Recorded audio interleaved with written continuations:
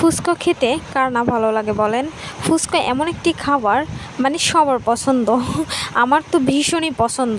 মানে ফুচকা যদি আমি পাই তাহলে তো নিজের লোভ আর সামলায় রাখতে পারি না। আমার ফুচকা সত্যিই খুব পছন্দ।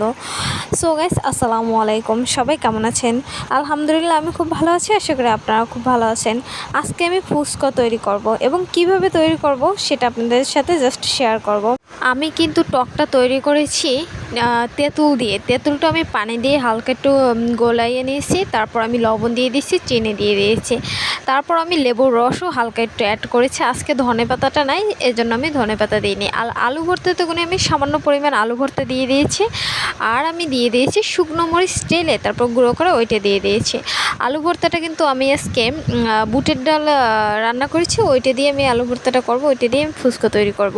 ওইটাও কিন্তু আমি ফুচকার ভিতরে অ্যাড করে তারপর আলু ভর্তাটা আমি দিয়ে দিয়েছি।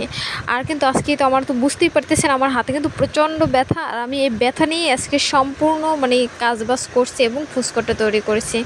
মানে কি বলবো, খেতে হলে কষ্ট করতেই হবে, সেটা হাতে ব্যথা থাক, মাথা ব্যথা থাক, পায়ে ব্যথা থাক, মানে ফেভারিট খাবার তৈরি করতে হলে কষ্ট করতেই হবে। আর আমার মতে রাস্তা থেকে কিনে খাওয়ার থেকে ফুচকাটা বাসায় যদি আপনি তৈরি করে খান নিজের মনের মতো করে, তাহলে ওটা বেস্ট ফুচকা হবে। কারণ রাস্তার পাশে বসে যদি আমি খেতে মজা, বাট মনে করেন সব কিছু কিন্তু অ্যাড করে না তারা।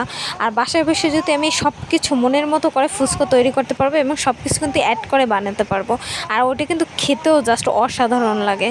আর আমার ফুচকা তৈরি করা মানে হয়ে গেছে। আমি ওইটার ভিতরে ফার্স্টে আমি শসা দিয়ে দিয়েছি, পিস কুচি দিয়ে দিয়েছি, তারপর আমি সেদ্ধ ডিম ওইটা আমি কুচি কুচি করে দিয়ে দিয়েছি। দেখেন আমার ফুচকাটা কিন্তু সম্পূর্ণ রেডি করা হয়ে গেছে, এবার আমরা খেতে চলে যাব। সো আমার লেন্ডি পেন্ডি বাচ্চারা কিন্তু খাওয়া শুরু করে দিয়েছে অলরেডি। আমার ছোট্ট মেয়ে, ও কিন্তু ফুচকা খুব ভালোবাসে এবং ফুচকা খেতে আসে, দেখেন একদম টক ঝাল দিয়ে তারপর ফুচকা খাইতে আসে, ওর কাছেও খুব ভালো লাগে। আমার ভিডিওটা যদি আপনাদের কাছে ভালো লাগে থাকে অবশ্যই লাইক কমেন্ট করবেন এবং আমার পাশে থাকবেন। এখন বিদায় নিচ্ছি, আল্লাহ হাফেজ।